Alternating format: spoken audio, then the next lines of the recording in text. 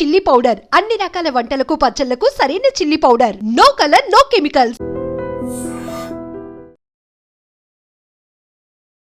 Hi hello నమస్తే, welcome back to our channel. నేను మీ వైషు.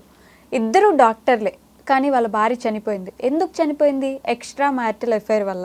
అసలు ఏం జరిగింది ఆ సంఘటనలో? ఆవిడ ఎందుకు చనిపోవాల్సి వచ్చింది? ఈ విషయం గురించి మాట్లాడడానికి ఈరోజు నాతో పాటు సోషల్ యాక్టివిస్ట్ కృష్ణకుమారి గారు ఉన్నారు. మేడంతో మాట్లాడదాం. హలో మ్యామ్, నమస్తే. బాగున్నారా? ఇద్దరు డాక్టర్లు మంచి పొజిషన్లో ఉన్నారు. కాకపోతే భర్త వేరే వాళ్ళతో ఎఫ్ఐఆర్ పెట్టుకుందని భార్య చనిపోయింది. ఎందుకు జరిగిందంటారు? ఇన్ని కేసులు చూస్తున్నా కూడా మంచి చదువుకున్న వాళ్ళు కూడా ఎందుకు ఇలాంటి పనులు చేస్తున్నారంటారు? అంటే ఇక్కడ అది ఆత్మహత్య కాదు అని అనిపిస్తుంది. ఒకటి, ఆత్మహత్య అయినప్పటికీ కూడా ఆత్మహత్యకి దారి తీసే పరిస్థితులు కల్పించినందుకు గాను రెండో వ్యక్తి హత్య చేసినట్టే లెక్క. ఓకే, ఆమె అతను హత్య చేయడము, అలాగే ఈమె ఆత్మహత్య చేసుకుందని చెప్పటము, ఏదైనా రెండు ఒకటే అని నా ఉద్దేశం. అక్కడ జరిగిన రిజల్ట్ ఏంటి? చనిపోవడమే కదా. ఒక ప్రాణం పోయింది కదా. ఒక ప్రాణం పోయిన తర్వాత ఎలా పోతే ఏంటి? అతను చంపాడా, ఆమె చనిపోయేటట్లు చేశాడా? ఏది చేసినా నేరం. అతను నేరస్తుడు. అతను నేరస్తుడు, ఇందులో తిరుగులేదు. మరి అసలు ఏంటి జరిగింది అని అనుకుంటే, పెళ్ళయింది, డాక్టర్ అనగానే డాక్టర్ సంబంధాలు, మళ్ళీ కట్నాలు ఇచ్చి మరి పెళ్ళిళ్ళు చేస్తారు. పెళ్ళయింది, పాప పుట్టింది, వీళ్ళు హాస్పిటల్ పెట్టుకున్నారు, ఇద్దరు బ్రహ్మాండంగా ప్రాక్టీస్ చేసుకుంటున్నారు. మళ్ళీ సెకండ్ ఇష్యూ, మళ్ళీ పాప పుట్టి 7 నెలలు అయింది. ఈ మధ్య కాలంలో ఒక సోషల్ మీడియాలో ఉండే అమ్మాయి అతను ఇంటర్వ్యూ చేయడానికి వచ్చి, ఆ ఇంటర్వ్యూకి వచ్చిన సందర్భంలో, ఇంటర్వ్యూ చేసిన సందర్భంలో ఇంకా వాళ్ళ పరిచయం అలా అలా అలా పెరిగి అది వివాహేతర సంబంధానికి దారితీసింది. ఈ దారితీసిన విషయాన్ని భార్య జీర్ణించుకోలేకపోయింది. జీర్ణించుకోమని కూడా ఎవరు చెప్పరు సలహా. అయితే ఏది ఏమైనప్పటికీ జరిగింది అది. ఆమె జీర్ణించుకోక దీని మధ్యలో ఇంట్లో గొడవలు జరుగుతూ ఉన్నాయి, మనస్పర్ధలు వస్తున్నాయి. ఇంకా మామూలుగా అంటే ఇలా జరిగినప్పుడు ఏం జరుగుతుందో అవన్నీ జరిగాయి. అంటే పెద్దవాళ్ళు వచ్చారు, కూర్చున్నారు, మాట్లాడారు, అతని చేత ఒప్పించారు, ఇంకెప్పుడు ఇలా చేయను, నేను ఈమెనే భారీగా చూసుకుంటాను, ఇలా రకరకాల ఒప్పందాలు, ఒట్లు గట్లు అన్నీ జరిగిపోయినాయి. అన్నీ జరిగిపోయిన తర్వాత అతను పందా మార్చుకోవాలి. అంటే అతని విధానాన్ని అతను మార్చుకోకపోయేసరికి ఇంకా ఆమె మరి చాలా ఎక్కువ గొడవ పెట్టుకుందా. పైగా ఈ మధ్య ఇంకా ఎక్కువ రాద్ధాంతం జరగడానికి అతను ఆమె బర్త్డే పార్టీ చేశాడని, ఆమె బర్త్డే పార్టీ చేసుకుంది, కానీ ఆమెకు అన్ని డబ్బులు ఎక్కడొచ్చి ఉంటాయి అని చెప్పి ఈవిడ కొంచెం డిగ్ చేస్తే తేలింది ఏంటి అంటే ఆ రిసార్ట్ని ఇతనే బుక్ చేశాడు అని తేలింది. మరి ఇతను పెద్దవాళ్ళ మధ్యలో ఇచ్చిన మాట ఎక్కడికి పోయింది? దాంతో ఆ అమ్మాయి మనస్తాపం చెంది మరి ఎక్కువ గొడవ పెట్టుకుని ఉండుంటది. గొడవ పెట్టుకున్నప్పుడు ఈ అడ్డు తొలగించుకోవాలి అనే ఉద్దేశంతో అదేదో క్షణికావేశంలో చేసిన, అంటే ఏదో కొట్టరాని చోట కొడితే ఆమె చనిపోయింది అనుకోవటానికి కూడా లేదు. ఒంటిపైన మల్టిపుల్గా గాయాలు ఉన్నాయంట, రకరకాల ప్రదేశాల్లో గాయాలు ఉన్నాయి. పైగా ఇన్ని గాయాలు ఉన్న తర్వాత ఆమెని ఉరివేసి చంపినట్లుగా కనిపిస్తుంది. అయితే చచ్చిపోయిన తర్వాత ఊరేశారా, లేకపోతే ఆమె ఉరేసుకుందా అనడానికి కాదు, చనిపోయిన తర్వాతే ఉరివేశారు అనడానికి ఎక్కువ ఆధారాలు కనిపిస్తున్నాయి. అక్కడ ఏంటంటే ఉరేసుకున్నప్పుడు నాలుగు బయటికి రావాలి, అలాగే ఇక్కడ బోన్స్ దెబ్బతినాలి, ఇవన్నీ కట్ అవుతాయి.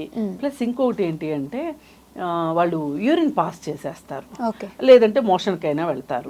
ఇలాంటివి ఏమీ జరగలేదు, ఒంటి నిండా గాయాలు ఉన్నాయని చెప్తున్నారు. ఇంకా అసలు ఉరి వేసుకుంటే ఒంటి నిండా గాయాలు ఎందుకుంటాయి, రక్తస్రావం ఎందుకుంటుంది? వాళ్ళ మదర్ చెప్తుంది బ్లడ్ కనిపించింది మంచం దగ్గర అని. ఏది ఏమైనా ఇది చాలా ఘోరమైన విషయము, ఘోరమైన విషయం. అతను ఒక భర్త ఇలా చేసి ఉండాల్సింది కాదు. కాకపోతే ఇప్పుడు ఏం మాట్లాడుతున్నారంటే, అబ్బో ఆడవాళ్ళు కూడా చాలా వివాహేతర సంబంధాలు పెట్టుకుంటున్నారు కదా, భర్తలను చంపేస్తున్నారు కదా అని మాట్లాడుతున్నారు. ఏదైనా మనం సెన్సెస్ తీసుకుంటే గనక ఆడవాళ్ళు మగవాళ్ళని చంపేదానికన్నా మగవాళ్ళు ఆడవాళ్ళని చంపటమో లేకపోతే వాళ్ళ చేష్టల వల్ల వీళ్ళు ఆత్మహత్యలు చేసుకోవడమో ఎక్కువ పర్సంటేజ్ ఉంది. అవును. అయితే ఇది వాళ్ళ ఏదో కొత్తగా జరుగుతుంది అనేది కాదు, ఎప్పటి నుంచో ఉన్న విషయమే. కాకపోతే ఇప్పుడు కొత్తగా మాట్లాడుకునే విషయం ఏంటంటే భర్తలను చంపుతున్న భార్యలు అనేది కొత్త టాపిక్ కానీ ఇవేవి ఏవో చాలా ఇప్పుడు అర్ధరాత్రికి ఊడిపడిన విషయాలు కాదు. ఇలా భర్తలు వేరే స్త్రీలతోటి వివాహేతర సంబంధాలు పెట్టుకోవడం వల్ల, కుటుంబ కలహాలు రావటం వల్ల, కుటుంబాలు విచ్ఛిన్నం అవ్వడం వల్ల జరిగే నష్టం ఏంటి అంటే వాళ్ళిద్దరికే కాకుండా అటు కుటుంబ పెద్దలకి ఇటు కుటుంబ పెద్దలకే కాకుండా 2 పిల్లలు ఉన్నారు. వీళ్ళన్నిటినీ మించి 2 పిల్లలు, అభంశుభం తెలియని పిల్లలు, 7 నెలల పాప. ఆ పాపకి ఏం తెలుసు అసలు? తల్లి మొహమైనా గుర్తుంటుందా? ఉండదు కదా. ఇప్పుడు 2 పిల్లలకి తల్లి లేదు. తల్లి లేకపోగా ఈ తండ్రి ఉన్నా ఒకటే లేకపోయినా ఒకటే.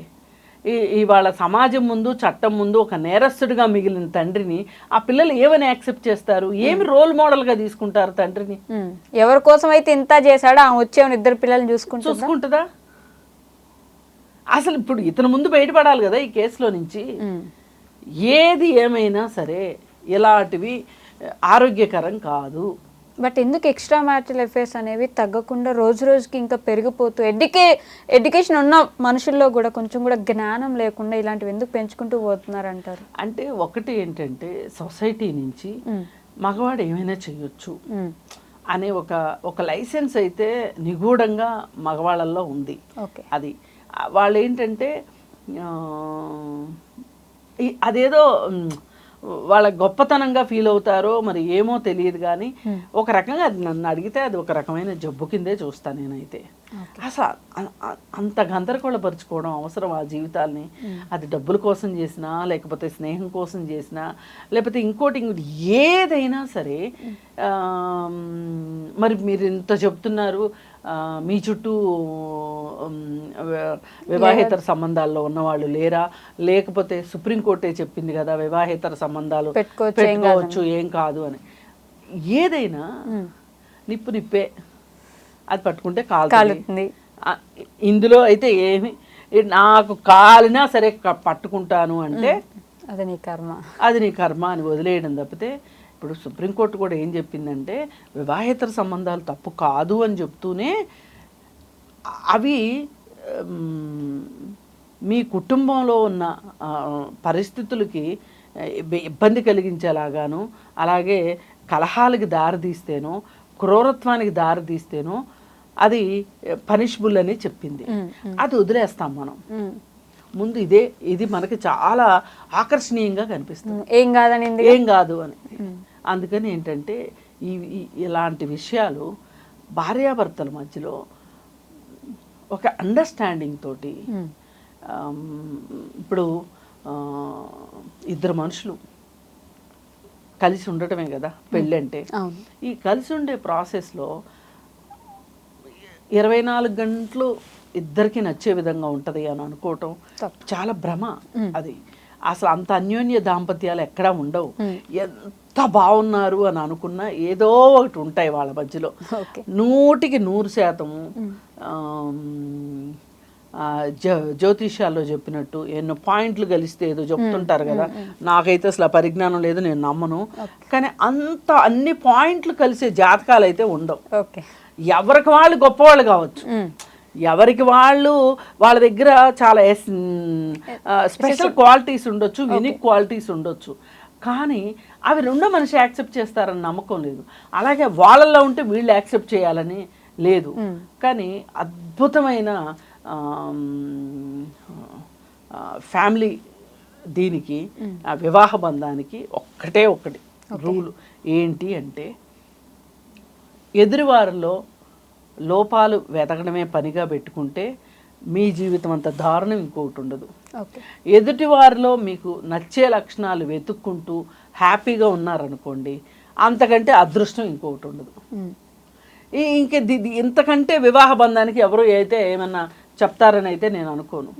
ఇప్పుడు కానీ మనిషి ఎలా ఉంటారంటే ఎప్పుడు రెండో మనిషి మీద ఆధిపత్యం కావాలి. ఆధిపత్యం కావాలి అంటే నువ్వు ఎదవ్వి అని చెప్పగలగాలి. నువ్వు వెదవ్వి అంటే ఎందుకు వెదవ్వి అంటే నీకు అవలక్షణాలు ఉన్నాయి, లోపాలు ఉన్నాయి అని చెప్పాలి. ఇలా కాకుండా మీరు ఎదుటి మనిషిలో లోపాల కంటే కూడా వాళ్ళల్లో ఒక విశిష్ట లక్షణాలు కూడా ఉంటాయి ప్రతి మనిషిలోనూ. అన్నీ కలయికే ఒక మనిషి వ్యక్తిత్వం. వాటిని మీరు మంచి అనిపించేవి ఎందుకు వాటిని పిక్ చేసుకుని హ్యాపీగా ఉండండి. ఇప్పుడు ఇద్దరికి అదే లక్షణం ఉండకపోవచ్చు, కొన్ని రోజులకి రెండో వాళ్ళు కూడా అది అలవాటు చేసుకుంటారు. ఇప్పుడు మనం మంచి మంచి మంచి అని నోటితో చెప్పే కన్నా మనం ఆచరించి చూపిస్తే దాని ఎఫెక్ట్ చాలా ఎక్కువ ఉంటుంది. అందుకని అలా చేస్తే కనుక ఎంతటి ఇబ్బందులు ఉన్నప్పటికీ ఫ్యామిలీలో బాగానే ఉంటారు. ఎందుకు వీళ్ళు బాగుండాలి అసలు? ఒక కుటుంబ వ్యవస్థ ఎందుకు బాగుండాలి అంటే, అవునన్నా కాదని వీళ్ళిద్దరు కలిసి బతకాలిగా, చచ్చినట్టు బతకాల్సిందే కదా. ఆ బతికేదేదో హ్యాపీగా బతకొచ్చు. పైగా వీళ్ళిద్దరూ ఇద్దరులా ఉంటారు కదా, ఇంకో ఇద్దరినో ముగ్గురునో ఐదుగురినో ఒకళ్ళనో ప్రపంచంలోకి తీసుకొస్తారు. ప్రపంచంలోకి ఎవరు తీసుకొస్తారండి? మనమే కదా తీసుకొస్తాము. వాళ్ళైతే తీసుకురమ్మని అడగరు, వాళ్ళు రారు కదా పిల్లలు, మనమే తీసుకొస్తాం కదా. అంటే మనదే కదా బాధ్యత. అందుకోసమైనా పిల్లల కోసమైనా సరే, రేపటి కోసమైనా ఈరోజు కొన్ని రాజీలు తప్పవు. కానీ ఆ రాజీలు కూడా ఎంతవరకు? రెండో మనిషి వ్యక్తిత్వానికి దెబ్బ తగలనంత వరకు. రెండో మనిషి ఆ మనిషి వచ్చి ఇలా కాళ్ళ మీద మోకరిల్లే పరిస్థితి రానంత వరకు ఓకే. కానీ కొంతమంది శాడిస్టులాగా నేనేం చేసినా చెల్లుబాటు అయిపోతుంది, నా ఇష్టం, నేను ఒక బుట్టబొమ్మతో తిరుగుతానా లేకపోతే ఇంకొకతో తిరుగుతానా, ఏం చేస్తానా నా ఇష్టం అనుకుంటే ఈ డాక్టర్ ఈ జీవితంలో ఎప్పటికీ ఈ కేసు అంతమవుతుందో తెలియదు. అప్పటి వరకు అతను పోలీసుల చుట్టూ, కోర్టుల చుట్టూ, లాయర్ల చుట్టూ తిరుగుతూనే ఉండాలి. పైగా అతనికి ఒక భార్య, ఒక కుటుంబము, పిల్లలు లేకుండా అయిపోయారు. సొసైటీలో ఒక గౌరవప్రదమైన వృత్తిలో ఉండి ఆ గౌరవాన్ని కూడా పోగొట్టుకున్నాడు. వీటన్నిటికీ మూలం ఏంటి అంటే నా ఇష్టం, నేను ఏమైనా చేస్తా, ఏం చేసినా జరుగుద్ది, నాకు ఏదైనా చెల్లుబాటు అవుతుంది అనుకునే మనస్తత్వమే ఇక్కడ దాకా తీసుకొచ్చింది. మూర్ఖత్వం ఇక్కడ దాకా తీసుకొచ్చింది. ఇది ఖచ్చితంగా మగవాళ్ళు ఇది అర్థం చేసుకోవాలి. ఇప్పుడు ఈమె గనక ఒకవేళ ఆత్మహత్య అయితే గనక ఒక్క క్షణం అయితే ఆలోచించాలి. ఇప్పుడు మనం ఇది హత్య అనుకుంటున్నాం, ఏది ప్రాథమిక ఆధారాలను బట్టి మనం హత్య అనుకుంటున్నాం, కాదు ఆత్మహత్య అయితే కూడా. ఇప్పుడు ఏం సాధిస్తావు నువ్వు? చనిపోయి ఏం సాధిస్తావు? ఏమి లేదు. నీ పిల్లలకి తల్లి లేకుండా అయిపోయింది. ప్రపంచంలోకి 2 పిల్లల్ని తీసుకొచ్చావు కదా, అతను బాధ్యత రాహిత్యుడు, అతను కాసేపు పక్కన పెడదాం. నువ్వు బాధ్యత గల తల్లిగా నువ్వు ఎందుకు చనిపోవాలి? పైగా నువ్వు ఒక డాక్టర్వి, నలుగురికి చెప్పగలిగిన దానివి, నువ్వు అలా చేసుకోవడం ఎవరికి ఇప్పుడు లైసెన్స్ ఇచ్చినట్టు అయింది? ఇప్పుడు ఈ కేసులు తేలవు, చావు. మగవాళ్ళ ధైర్యం అదే కదా, తేలవు. ఈ కేసు ఇలా ఉన్నప్పుడు కూడా భార్య లేదు కాబట్టి ఆయన పెళ్లి చేసుకుంటాడు. ఆయన ఇంకో పెళ్లి చేసుకుంటే ఆయనకేం అడ్డు లేదు కదా, భార్య చనిపోయింది కాబట్టి. ఈ మొత్తంలో అన్యాయం అయిపోయేది ఎవరు? నీ పిల్లలు. అందుకని ఇవన్నీ చూసి అర్థం చేసుకోవాల్సింది ఏంటి అంటే, మొగుడే లోకం కాదు, మొగుడే సర్వస్వం కాదు. నీ మీద ఆధారపడ్డ 2 పిల్లల భవిష్యత్తు నీకు ఇంపార్టెంటు. అలాగే నీ లైఫ్ మరీ ఇంపార్టెంటు. మీరు అర్థం చేసుకుని జీవితంలో ముందుకెళ్తారా, ఆధ్యాత్మికతతోటి కొంచెం మానసిక ప్రశాంతతతోటి ముందుకెళ్తారా, ఎట్లా వెళ్తారో తెలియదు. కానీ మీరు మట్టుకు మీ బాధ్యత ప్రకారం మీరు బతికే ఉండాలి, బతికే సాధించాలి, పిల్లల్ని పెంచుకోవాలి. Okay ma'am, thank you.